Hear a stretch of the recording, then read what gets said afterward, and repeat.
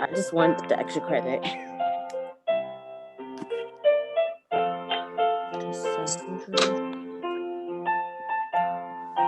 Are you kidding right now? What is this?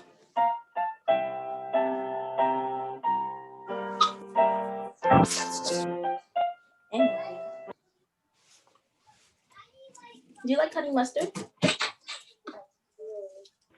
You want me to start again or something? No, just continue, Audrey. Somehow you were on mute for a while. I don't know what happened there.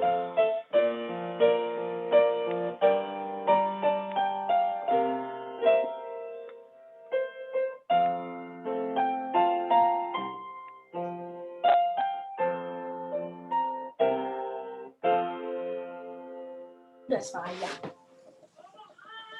Thank you, Audrey. Thank you so very You're much. welcome. I appreciate it. I'm in office hours, chill, boys. Maybe we just have everybody who is not gonna moderate, please mute themselves. We have a lot of noise during the national anthem. But without further ado, I pass the meeting over to our president, Honorable Judge Gerard Schriffen, and a very nice evening to all. Thank you, Andreas. And to everyone. Can we please, everybody mute themselves except President Gerard and obviously our honorable speaker. Please mute yourself. Doing this again. Please mute yourself. Thank you.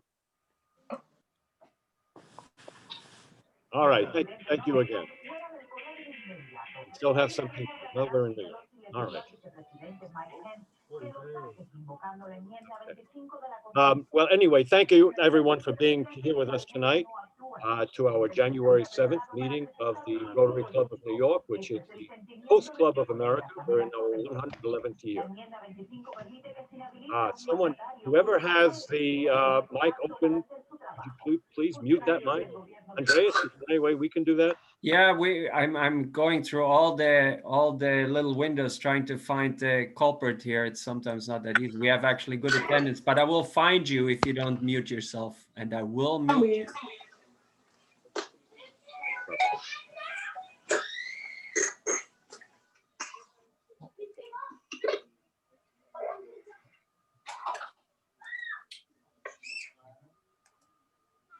All right, in any event, we have a very, very special guest tonight. We're very honored to have him with us.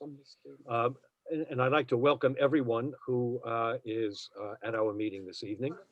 Aside from the fact that Eric Adams is a native New Yorker who has accomplished quite a bit in his lifetime, we're very honored to have him tonight as a candidate for arguably the second most difficult job in the United States right after the president. And that is mayor of the city of New York. And tonight is one of the evenings where we will invite the primary. There are about, I think at the moment, about 20 candidates who have announced for mayor. But we're going to concentrate on just the top few who have actually a real chance of being elected and who have done a lot in their lifetime here in the city for and with New Yorkers.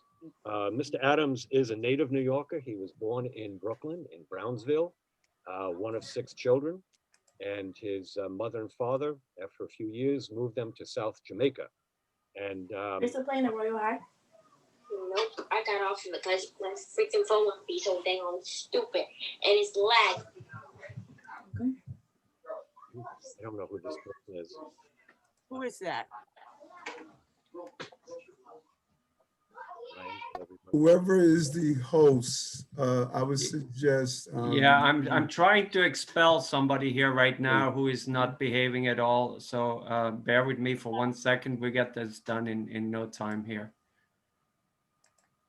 All right, let me continue because in the interest of time in any event. So Eric Adams again lived for a good part of his young life in South Jamaica. And there at the age of 15, he was a victim of police brutality, which really greatly influenced his life because it was a motivating factor for him to become, to have a career with the New York NYPD. Having graduated then from Bayside High School, which is interesting living in South Jamaica, because I know at the time Queens was divided. I guess Hillside Avenue was a dividing line. Everyone south of Hillside, they were steered, if you were black, and if you were white, you were steered into housing north of Hillside. But in any event, he then got an associate's degree from New York City College of Technology, and went on to get a bachelor's degree from John Jay College of Criminal Justice, and eventually a master's degree in urban planning, I believe, and administration, or public administration from Marist College. And then graduated the police academy, NYPD Police Academy in 1984. One of the top students, with pride we can say, who graduated from the school that year. He had a career in a different number of different locations in the city, from the Transit Police to the 9-4 precinct in Greenpoint, the 8-8 precinct in Brooklyn, which was Fort Greene, and I guess, yeah, Fort Greene. And then ending up in the 6th precinct on the west side of Greenwich Village, where he retired as captain. In the year 2006, he was elected to the New York State Assembly, pardon me, New York State Senate, I apologize, from Brooklyn. Prior to that, in 1996, he co-founded the 100 Blacks in Law Enforcement Who Care, speaking out about police brutality and racial profiling, and at one time served as the president of the Guardian Civic Association, which is the Black Police Union, police organization across the United States, which I happen to know well because my father-in-law actually founded it back in the 1956. Wow. And while in the state Senate, he chaired the Homeland Security, Veterans Committee, Military Affairs Committee, and then in 2016, he I guess, had a life-changing moment when he was diagnosed with diabetes. And this is what I admire about anyone, but especially Eric Adams, because he was able to turn that around himself and proved that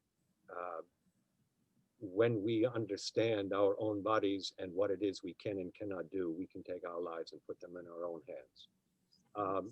There are, as I said, about 20 people who are running for mayor this year. It's a very, very crowded field. And we are very honored to have him here tonight, especially because of the fact that he has such a background in the police department in New York City. And this is a major issue for all Americans this year, the relations between communities and NYPD. So we're very honored to have you here this evening, sir, and welcome. The floor is yours.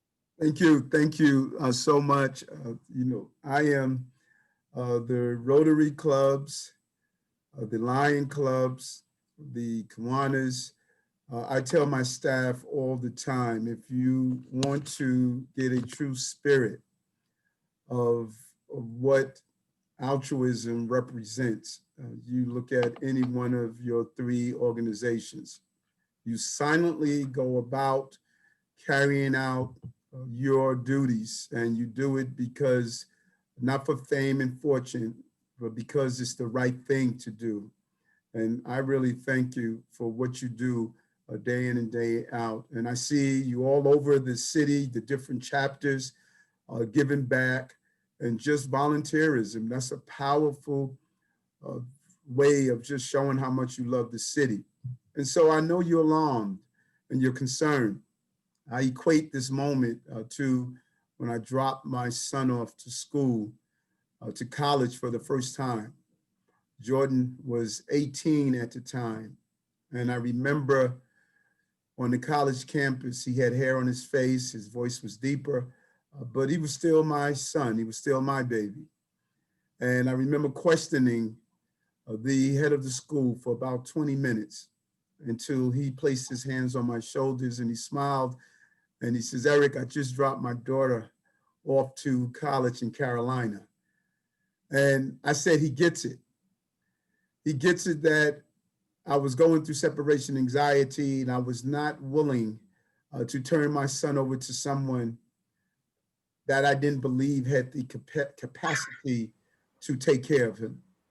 And so I say to you, I can't place my hands on your shoulders, but I want you to know I get it. I get it, you love this city. I get it, you have dedicated your life to help people in this city. I get it that you're concerned about the increase in crime, particularly gun violence. I get it that you are watching graffiti prop up everywhere and we don't seem to remove it in a timely fashion, that our schools are not producing a well-rounded, educated child, that we are seeing homelessness everywhere. I get it that we're seeing open drug uses. I understand what you are feeling because I feel the same way. And I'm asking you to fully understand that I'm willing to take this city the same way I saw American University willing to take my son. And people believe that we won't return to the greatness of this city. I disagree. To me, this is deja vu. Back when I was a rookie police officer, it wasn't mentioned in my bio, but I was a police officer special assignment. I was one of the small number of officers that Jack Maple put together to create what was called OLTPS. It was the first system of its kind to deal with violence in the city. At the moment, we were having 2,000 homicides a year, 98,000 robberies, almost equivalent amount of felonious assaults. We really surrendered. Every car had a no radio sign placed inside it. You saw people purchasing Benzie boxes because they did not want to leave their radio in the car overnight, afraid that someone was going to break the window and steal it. Those were signs of surrender. But we use technology and law enforcement principles to go from being reactionary to crime to proactive and finally predictive. And we all know what happened. We saw an immediate decrease in crime. Later, Bratton became police commissioner. And we saw a 400 decrease in homicides in 1 year of the institutional implementation of CompStat and 25 years of a safe city. Prerequisite to prosperity is public safety. We must be safe in the city. We saw businesses return, tourism return. We saw small shops and mom and pop establishments came back and people were willing to sit in their parks again. If every agency in this city would have followed that same mindset of moving our city to a real-time governing model, we would be living in a safe city, a productive city right now. But instead, much of our agencies have remained in the 70s while we have moved forward to the 21st century, deep into the 21st century. As mayor of the city of New York, I'm going to govern this city in a fashion that we were able to turn around the dysfunctionality of our police department to make it a functional entity. Our city is dysfunctional, just like all big cities across America. We create our crises. Everyone talks about the tale of two cities. Well, we're the author of it. We govern this city the way Archbishop Desmond Tutu stated, and I paraphrase him, we spend a lifetime pulling people out of the river. No one goes upstream and prevent them from falling in the first place. And when you look at a city, you understand that a city is made up of agencies. If those agencies are not aligned, it doesn't matter how much money you put into the city. It's not only dollars and cents, it's common sense. And our agencies are in conflict with each other. Just look at the Department of Education and the Department of Mental Health and Hygiene, Department of Health and Mental Hygiene. The Department of Health and Mental Hygiene spends millions of dollars to fight childhood obesity, childhood diabetes, and childhood asthma. Yet every day, we feed our children food in school, 960,000 meals a day. And those meals cause what? Childhood obesity, childhood diabetes, childhood asthma. 70% of 12-year-olds have early signs of heart disease. That's our #1 killer. So we're feeding the crisis based on what we do every day in our schools in our hospitals, in our basic agencies. It's time for us to reimagine this city, move to a real-time governing model so that we can ensure that we are aligned on the same mission. As the mayor of the city of New York, I'm going to focus on those agencies. I'm going to ensure that, number one, in the first 60 days, that they identify their mission and tie that mission into the overall mission of the city. Number two, they're going to ensure that that mission is connected to the other missions in our other agencies. And lastly, they're going to do an analysis of their agencies and make sure that they are carrying out no action that is in conflict with the mission of another agency. We're going to meet monthly the way we did in the police department with the CompStat approach so that we can ensure that we are operating together to move our mission in the right direction.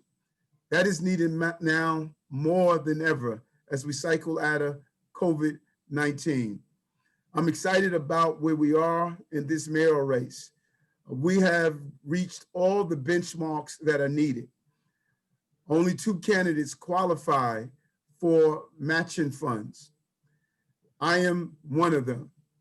And the difference between me and the other candidate is that I raised $1 million more than them. I'm the only candidate that has reached the $7 million level to run an effective campaign. But the New York Times reporter called me and said, Eric, everyone is talking about how well you have ran and raised money to properly fund a campaign. But she said the real secret is in the names. When you look at the last names, you have Italian Americans, Irish Americans, Chinese, Korean, people from the Sephardic community, African American, Caribbean community. I'm the United Nations candidate because my message resonates across this entire city. And let me conclude with this. I say to everyone when I speak with them, go into your lineage. Think about your grandparents or your great-grandparents or your parents. Somewhere you are going to find a working class person, a person that understood every dollar we receive should be a dollar that is invested to put food on the table for the day and to invest in our future tomorrow. That working class person was my mother for me. That is why I believe the next mayor must be someone with a working class mindset that understands every dollar from taxpayers should go into putting food on the table of New Yorkers who are in need, but investing into our future. It's that blue collar mindset that I have. I'm not fancy as a mayor. I didn't go to some fancy institution of higher learning. I went to CUNY, 2 classes at a time at night. My son was born, had to go down to 1. 15 years later with my associates, my bachelor's and my master's, committed to serving this city, wearing that bulletproof vest, protecting our children and families throughout my 22-year law enforcement career. I'm ready to lead this city, to assemble the right team to deal with the crises that are in front of us. And with organizations like yours, everyday New Yorkers that wake up in the morning, pull up the gate in front of their shops, sweep up, put in 12, 13 hours, making sure that they can eke out a living to provide for their families. That's my voter. Those are the people I want to reach out to. Those are the people that understand we will have our police back and our police will have the back of the city they're sworn to protect. We would ensure that our children are educated, and we would do everything that's possible to make this a city where we can raise healthy children and families. All the things I've went through in life, I know I've gone through a lot, and it's now time for us to have a mayor that has gone through a lot so he can help people who are going through a lot. So again, I thank you for allowing me to come on and speak with you, and I look forward to answering any questions you may have. Thank you again, Mr. Borough President. We're honored to have you. I'll mention, of course, for everyone else in the audience, you are the first African-American who has ever been the Borough President in Brooklyn. And I'll mention something else. We have entered an agreement, the Rotary Club of New York has entered into an agreement with NYPD directly from the Commissioner's office to help put together a series of community-based meetings between NYPD and our different communities, since we all recognize the urgent need for communications and cooperation between the people who live here and the people who patrol our streets. We'll be starting in February with Midtown, Manhattan South, and then hopefully the other clubs in the city will pick up and work with their also their different communities. Before we get into question and answer, I have one kind of a loaded question, but it's something I would ask everyone. It's all good. Considering what this city has gone through, and considering that at least 500,000 people have left the city, and a lot of the businesses, unfortunately, are no longer in existence, how in the world is anyone going to pull us through what we're going to have to go through when our budget is going to suffer so much and our tax base, I guess, is eroded to the point where I don't have answers, and how are you going to deal with an eroded tax base in a situation where we're going to have more and more people who are going to be demanding services from the city? So true. And it goes back to how I started off. The inefficiencies of our city agencies, it is leading to inequalities. And we must become more efficient as a city. As we rein in our spending, we had a $20 billion increase in our budget. What do we have to show for it? I believe that if we run our city in a manner that we don't create crises, we can rein in spending. I believe every agency can do a 5 to 10% cut. And then we need to look at our agencies and go to their core mission and make sure we're doing a core mission first before we start doing all the window dressing. We have to rein in spending, get COVID under control, and ensure we get public safety under control. No one is going to open a business in this city if we don't deal with the gun violence problem that we're having. I will reinstitute the anti-crime unit to be an anti-gun unit so that we could ensure to address with precision policing the real gun and gang problem we're having in the city. It impacts our tourism, it impacts the public safety, it's causing many people to depart our city. And then we need to send the right message out to the little over 60,000 people who are high income earners. A little over 60,000 people pay 51% of our taxes. They're only 2% of the tax filers, but they pay over 51%. We have to stop demonizing these New Yorkers and tell them we want them to remain here, to be part of our plan of cycling out of the fiscal crisis that we're in. And I believe it's a combination of finding a new revenue by even re-examining all of our existing contracts. We have yet to look at all of the insurance contracts that we have in place, all of the phone that we have, phone services, technology. We need to re-examine in the same way you would go into your home and re-examine the money that you are spending. We need to do that in our city.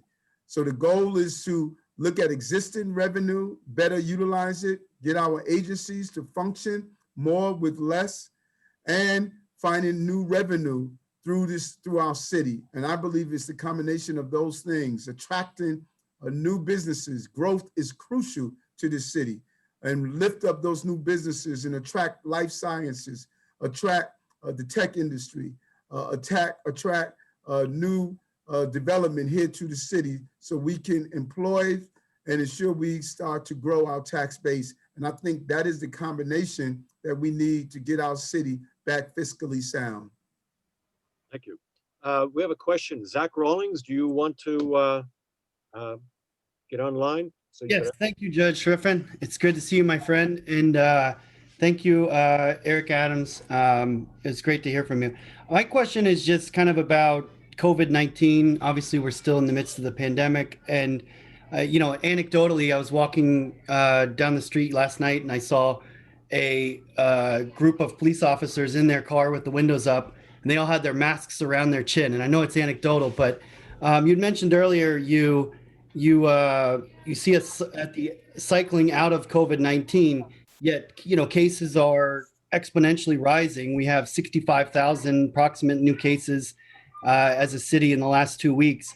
I know there's a vaccine out, but what are your plans and comments about how we can get to that point where vaccinations, I know that some of this is state, but where they're more accessible and we are attacking that trend?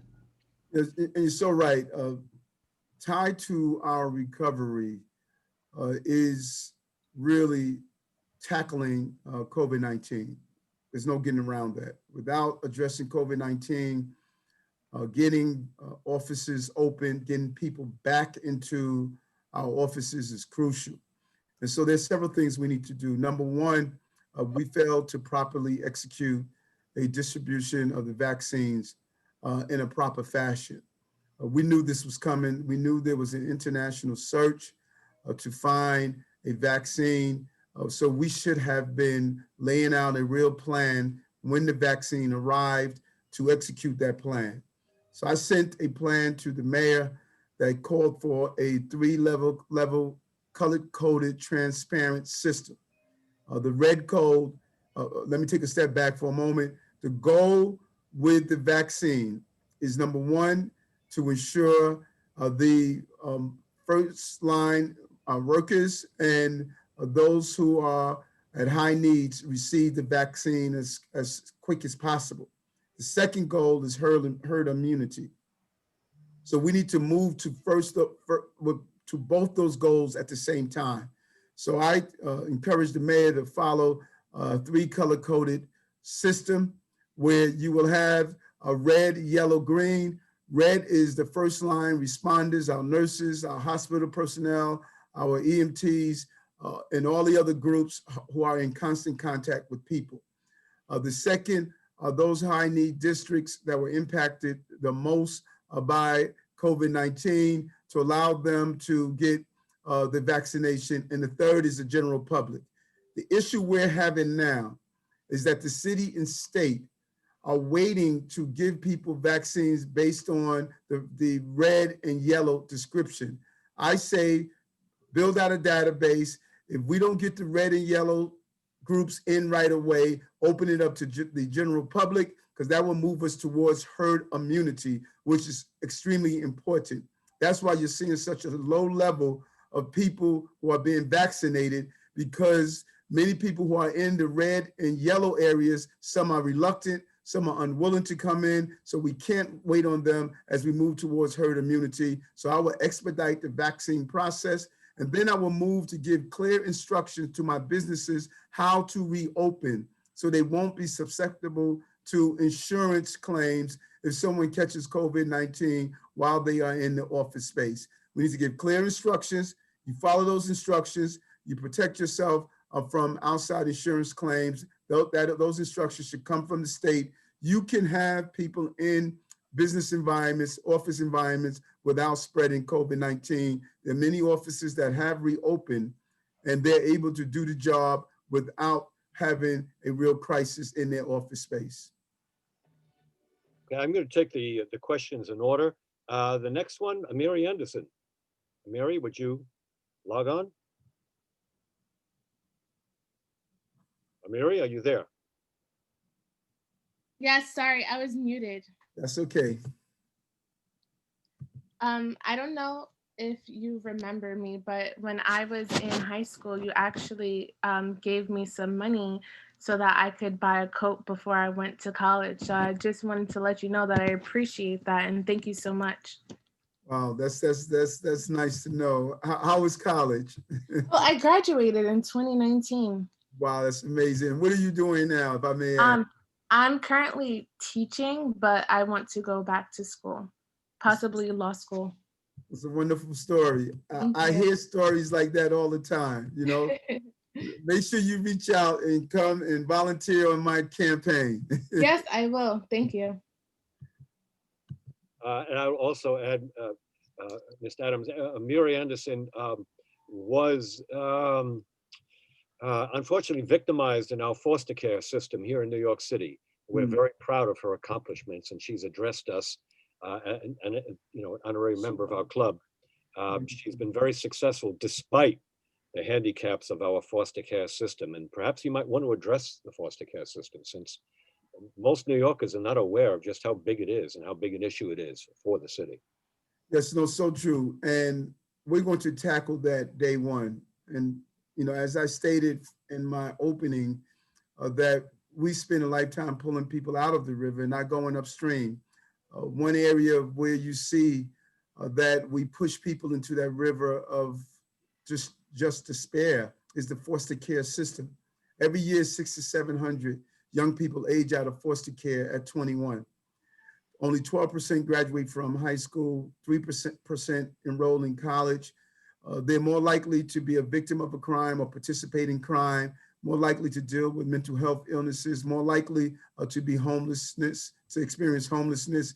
If we just take $50 million and allow them to stay in foster care until they're 26 and give them life coaches, the reports that we looked at, 90% will graduate from high school, a substantial number will enroll in college, they're less likely to be on drugs, a victim of a crime, or participate in criminal behavior. So it's really about not doing the unfair thing and allowing these children to age out at 21, which is just unfair. I don't know where I would be if I didn't have my family support when I was 21. It's unimaginable that a person who has gone through the trauma of a foster care system is not given the additional support. That's an upstream model. Let's give them the support so they don't end out downstream. She's lucky to be one of the lucky ones. Our foster care system should not be based on luck. It should be based on the proper support, and I'm going to do that day one. Tyler Bauer, you want to log on? Yeah, sure. I just had a question in terms of, I know you spoke about working class families, and you know, automation is expected to be like a pretty hot topic in the 2020s for Americans and New Yorkers. And I was just wondering what your thoughts were in terms of supporting working class families with a lot of those blue collar jobs you spoke about. You know, there's automation impacts there, so it's really interesting to hear your perspective. And it's so important. And when I talk about this, you know, people don't quite understand one of the real threats we're facing in the upcoming years is AI and computer learning. It's a real crisis. Oxford University stated that in the next 20 years, 40% of the jobs that are available and we're training our young people for won't be available. That's a real crisis. And we're going to have to keep up. And it's not just self-driving cars. If you go to the trading room floor of the stock market at its peak, we had 5,000 employees. We're down to 500. If you look at insurance agencies like Lemonade Insurance, they no longer use insurance brokers. They use computer learning and artificial intelligence. And so if we don't understand what the future holds and what the future of work looks like, we're going to be creating a crisis that is beyond repair. And so the first things that we must do is we must align our educational system with the jobs of the future. And they should be part of creating the curriculum that our young people are going to learn to be prepared to fill those jobs. Right now, we don't allow our industries, our tech industries, our life sciences, we don't allow them to go in and become part of shaping what our young people should learn.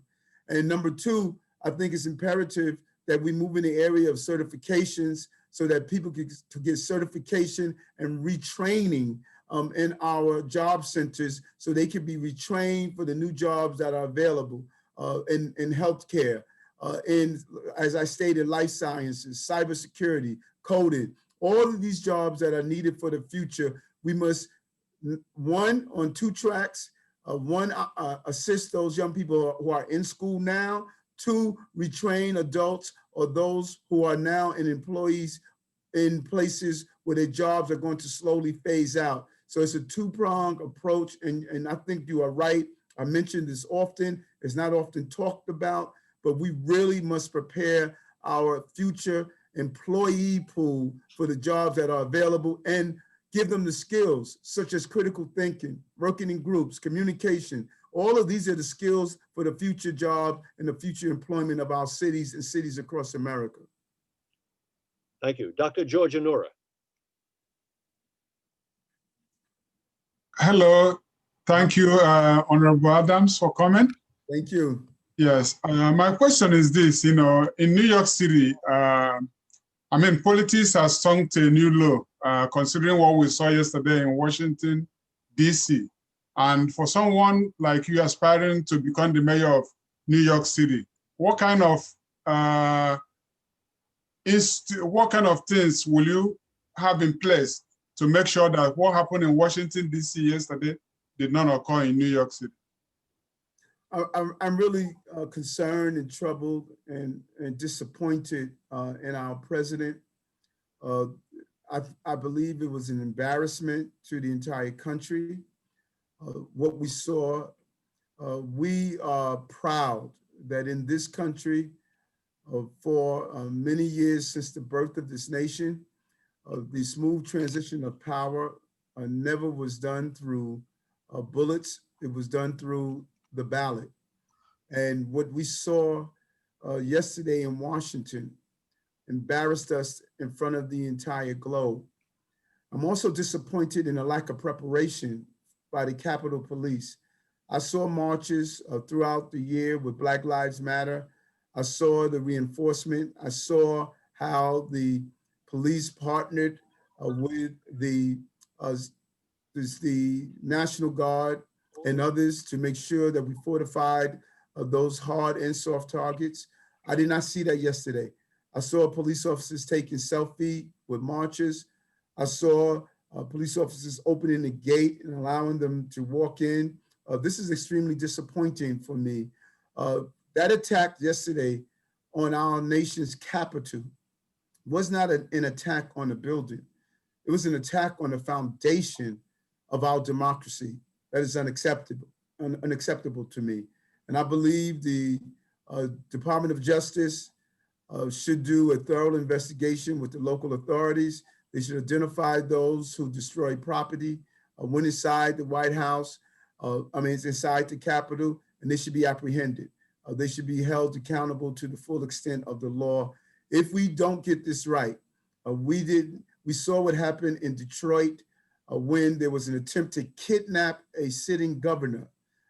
There is a very dangerous element that is brewing in our country, and we need to respond with the level of swiftness that it deserves. Thank you.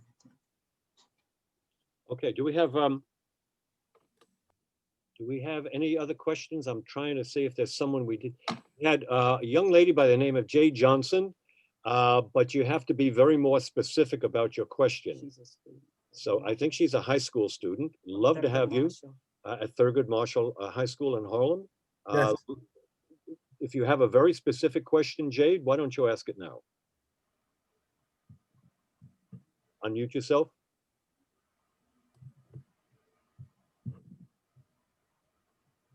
All right, I'm going to take a question from Jasmine Reed, who also is a high school student. And her question is, what are your steps when it comes to stopping child obesity? And I'll preface that by saying, I took a very short break today between cases, and I went to a supermarket here in Midtown. And I have to tell you, in front of me was a rather obese man who had a large loaf of very soft white bread and 2-liter bottles of Coke. And I couldn't even say anything to this man. But in any event, Borough President, what are the steps you would suggest people can use to stop child obesity? Well, I guess obesity in general, but especially child obesity. Well, our healthcare system is not sustainable. We spend 80 cents on the dollar in America for chronic diseases. We have 84 million pre-diabetics. 30 million who are diabetic. Diabetes is the leading cause of blindness, leading cause of non-trauma amputation, one of the leading contributors to kidney failure, heart disease. This is not sustainable. And I know it far too often and too well. My mother was diabetic for 15 years, 7 years on insulin. When I was diagnosed, as you alluded to, the doctors told me I was going to lose my sight in a year. I lost sight in my left eye, had permanent nerve damage in my hands and feet. I had high blood pressure, high cholesterol, had an ulcer. That's what brought me to the doctor in the first place. And instead of saying that I was going to learn how to live with diabetes, I went to my computer and I typed something that was different, reversing diabetes. And I found some great doctors that I have now partnered with, and they showed me how it's the food. And I went on a whole food plant-based diet, and within 3 weeks of doing so, stopping the Cokes, the white bread, and the other processed food, my vision came back. And in 3 months, my diabetes went in remission, my nerve damage went away, my blood pressure normalized, my cholesterol normalized, and even the ulcer went away without any medicine.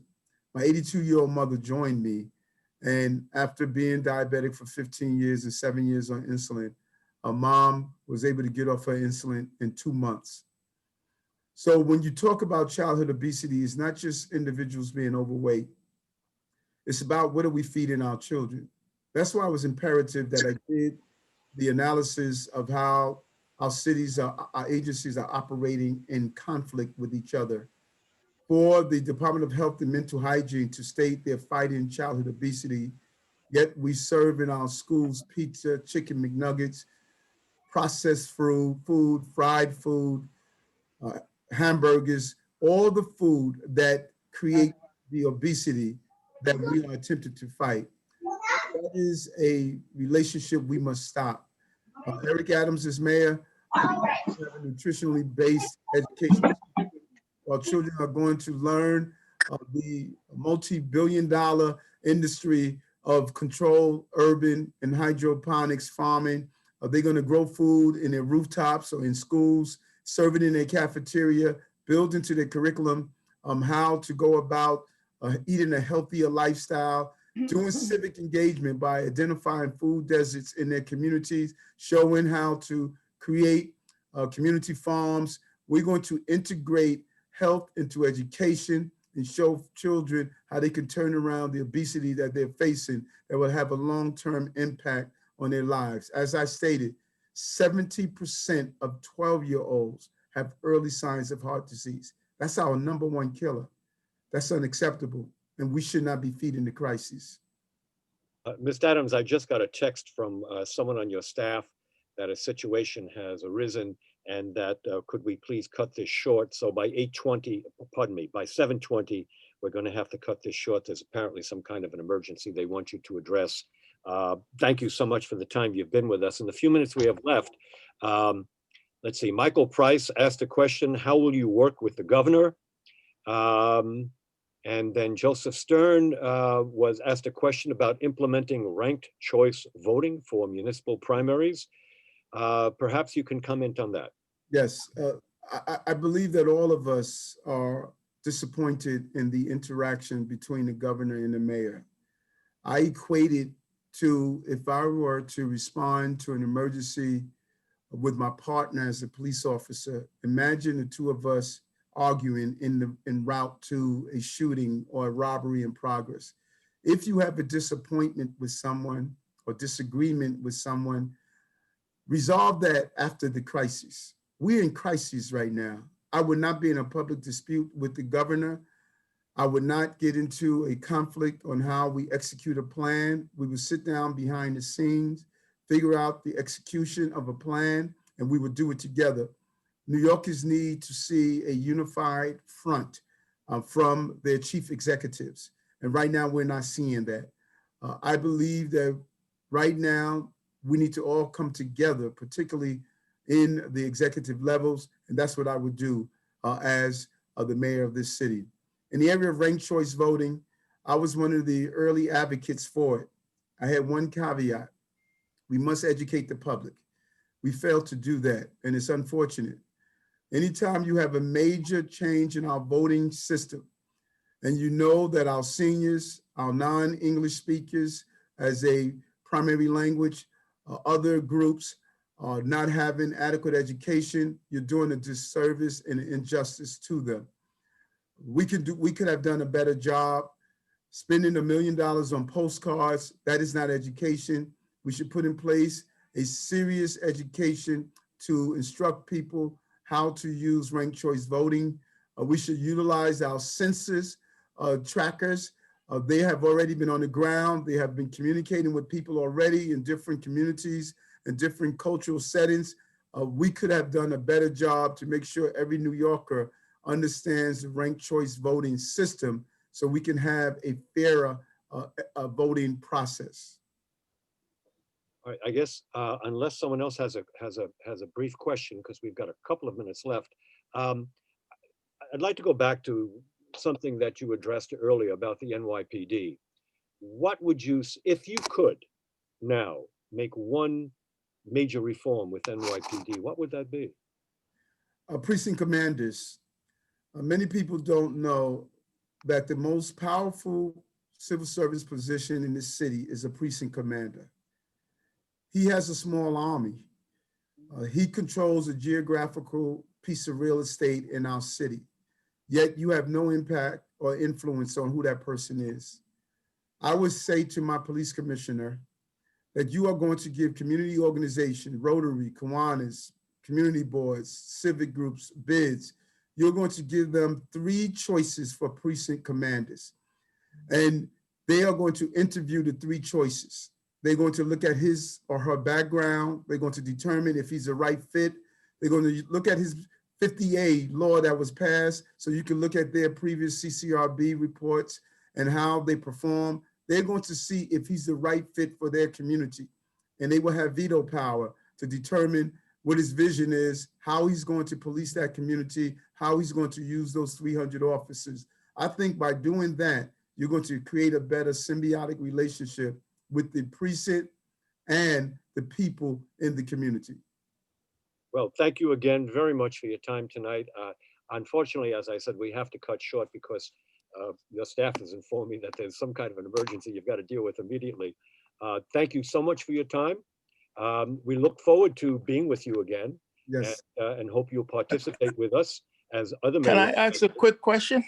As long as it's real quick. Go ahead. Oh yeah. No, in fact, it's just checking on memory lane. Do you remember 30 years ago being a guest lecturer at Borough College? Yes, I was there a couple of times, but was there any particular time? Yeah, well, the reason I remember because I invited you. Okay. And I noticed that the police department had people following you around. Yes. I don't know if you remember, I mentioned it to you. I said, hey, I saw these 2 suspicious looking fellas, and I know they're not students here. And you said, oh yeah, I know. This was around 1990 or so? I vaguely remember that, but you know what? I was doing the right thing, so I never had anything to worry about. Yeah, you were a leader in the Guardian organization at the time. Yes. Yeah. Thank you. Good to see you all. Good to see you again. Happy New Year's to you all. Thank you so much. Thank you, Tony. And again, Borough President, thank you so much for your time tonight.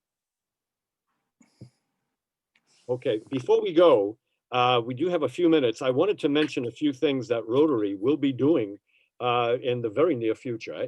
As you would remember, I'd mentioned to the Borough President that we have now entered into a partnership. Rotary Club of New York has volunteered its time and services to act as an intermediary between the NYPD and the various communities in the city of New York. I think all of us can agree that there is an urgent need for us to communicate. The local police stations all have their local police precinct councils, but most of the people I've spoken to, and I've spoken to hundreds on this particular issue, all of the opinion that they feel very uncomfortable going into a police station, which shouldn't be the case, but that also they feel that the meetings are run by the police, and therefore they feel like they would prefer if they would be able to deal with these issues as a community. So we're going to start our first one in February. We will be dealing with Manhattan South, since some of the issues south of 59th Street are very different from some of the issues north of 59th Street. There are overriding issues, of course, and we're inviting Rotary clubs from the other boroughs to join with us, since it would be presumptuous from someone from Manhattan to go to East New York or Brownsville or Bensonhurst or some such place in Brooklyn and tell them what we think they should be doing. They know better than we know. So we would hope that the Rotary clubs on Staten Island and Brooklyn, Queens, and the Bronx, as well as the other clubs in Manhattan, will join with us on this. We're inviting them to start a serious dialogue, which will not just be one time. We're not going to have this just in February. This is going to be an ongoing thing, which I think we should expect to see going on for a number of years, because there is an absolute need for this. The other issue that the borough president brought up, he mentioned about education. And I think that most people in New York City are not aware of the fact that the budget for education, public education in New York City, is $28 billion. That's with a B, 28 billion. And sadly enough, only a little more than a third of that $28 billion ever gets into the classroom. About 2/3 of it goes to administration and other costs. So I think this is something that we as citizens have to address for a very simple reason. The economy of New York City depends greatly on the education system. No one can argue with this. And it's very sad for us when we have to understand, come to the realization that the typical high school graduate in New York City cannot compete in math and science with a typical 8th grade graduate from most of the other industrialized countries. So if we look at 8th grade students from China, Japan, Korea, India, Western Europe, our students in New York City who are 12th grade graduates cannot compete with students from the 8th grade in those countries. And that says a lot about the failure of us as a city to provide for public education. These students who then will not get jobs, will not be able to afford housing, will not be able to afford medical care, will become our responsibility through our tax dollars. And I've often said to senior citizens who've said to me, well, you know, my children are grown, my grandchildren, it's not my responsibility now what happens with young children and teenagers. And then I say to them, well, from a purely selfish viewpoint, remember that the student who drops out of school today will very well be the mugger who's going to hit you over the head in the not too distant future, or not, hopefully. But these are issues we as a society have to face. So Rotary Club of New York has agreed. We've gotten a group of people to work with us, not just the borough president of Brooklyn, but the borough president of Manhattan, city council, the DA in Manhattan, a number of judges in our family court system to address the issues of foster care in our city, to address the issues of public education in our city. And we view Rotary as the perfect vehicle for bringing these issues to the forefront. We are not politically aligned with anyone. We are not joined to any political group, any political party. Our meetings are open to everyone. We will be interviewing other mayoral candidates besides Eric Adams. And so we ask all of you for your continued support. And hopefully we will be able to make some real changes in this city where we live. And if no one else has anything to add, I guess we'll end the meeting a few minutes short. Anyone want to add anything? I'd like to ask something. Yes, of course. First of all, I just wanted to know, is there a date in February? Do you have a date yet when we're going to have the first one? Probably we're looking at the second week of February. Second week, okay. And my second question was something I wanted to ask Mr. Adams about the homeless situation. Yes. That is such a big situation in New York City. Does this come as part of our situation that we're going to have with the police department or whatever? Is that a topic that will be discussed? Homelessness crosses boundaries of every area. education, employment, development, social welfare, hospitalization, the police, absolutely. I don't know how many people are aware of the fact that New York City is a mecca for homelessness, and that there are a lot of people who are not New Yorkers who migrate to the city in order to take advantage of our general social services that we have. As a matter of fact, Helen, you mentioned this. I actually overheard a homeless man 2 weeks ago, standing right nearby me, talking to another homeless man. And he said, "Oh, I just got in from upstate New York tonight. So I'm just looking for a place where I'm going to bed out for the evening." And this is an issue that we have to face as a city. I do remember, I can tell you this, getting off kind of off topic. Back in 1989, I had a meeting with the Commissioner of Mental Health in the state of New York in the governor's office down at the World Trade Center. And in 1989, he told me that the governor at the time was well ahead in his plans to close all mental hospitals in New York State. And I said, you know, I had some knowledge of mental institutions that were nothing to be proud of in New York State. They definitely needed reform. And I said, so what's the alternative? And his answer was, well, this year, that was 1989, we gave 48,000 patients one-way bus tickets to the Port Authority bus terminal on 8th Avenue and 42nd Street. And I was actually, I was kind of flabbergasted. I heard about that. And I said, and what do they do when they get off the bus? Yeah, and he I said, heard about that. well, you know, if they make a turn on 42nd Street, they can go to 42nd Street, 9th Avenue, where there's a social service welfare office. And I said, so you're emptying out the hospitals in the state of New York and sending all of those mental patients down to New York City and telling the taxpayers, the citizens of New York, you take care of them. Exactly, that's what I mean. Also, there's an agency called Strive, and we gave a lot of money. In fact, the mayor had us give a lot of money to that agency, and it was supposed to help the homeless and the mentally ill. We never got a report, never heard anything, nothing ever happened. I am so frustrated to know whatever happened to that money, what happened to what they were supposed to do. Precisely. Well, this is something we can certainly address. As you know, Helen, we're having other mayoral candidates. I wish we had more time tonight. I wish we had an hour and a half. It was wonderful. We're doing some wonderful things, and I really think it's a very positive thing. I'm very proud to be part of it. And we're proud to have you. I should mention that Helen Reisler was the first female president of Rotary Club of New York, and she was president 2001, 9/11.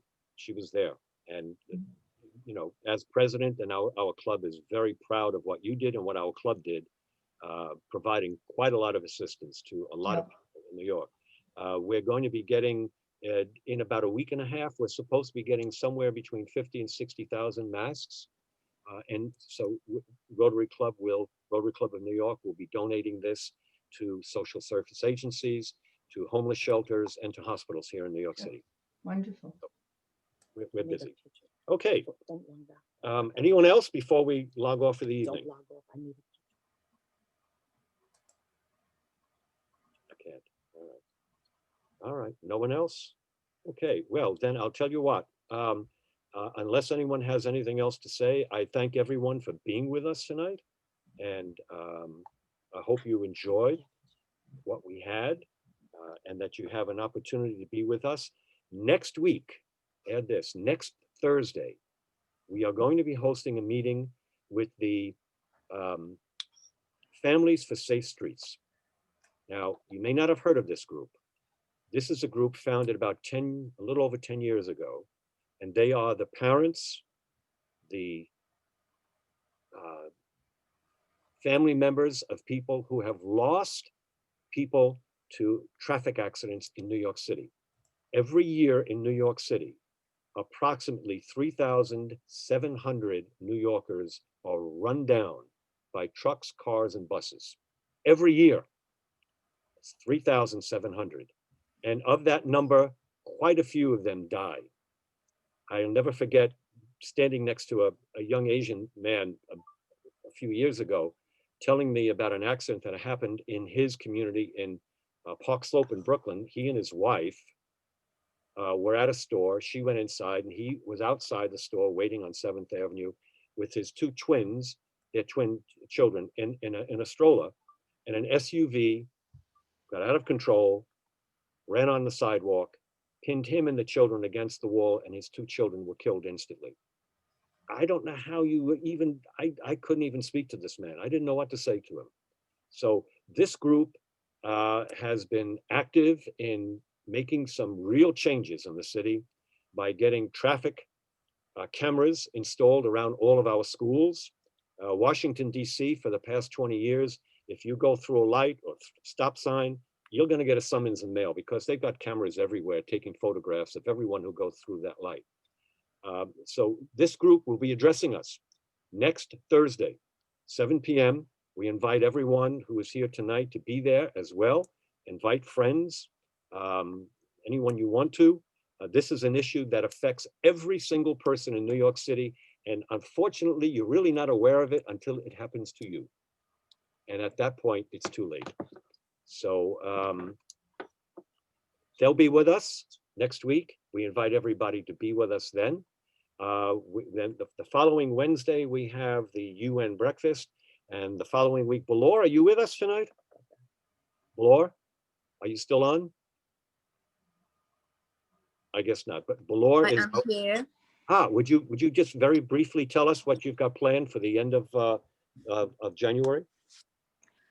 So we got the speaker as a Chandranir, who is the leading economist on sustainable development, and he's an agenda contributor of the World Economic Forum, and I think he will talk about the Great Reset from state level. So we'll confirm with the second speaker as soon as possible. Okay, then if no one else has anything to say, I can't help you with that, hon. Sorry. I can't help you with it. My wife is asking me to take a photograph of something, and unfortunately, I can't do it right now. All right, there we go. So, okay. Yes, all right, good. All right, thank you everyone for being with us tonight. I hope you all enjoyed the evening. I hope you learned something. We invite you. We're going to do, again, our broadcast with the police department in February. That hopefully will be very exciting.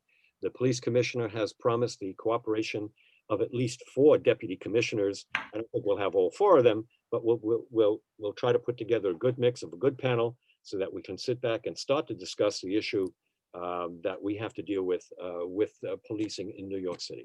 With that, I will say good night to everyone. Good Wish night. you all a happy new year for being here with us. Stay safe, well, and hopefully see you all next week.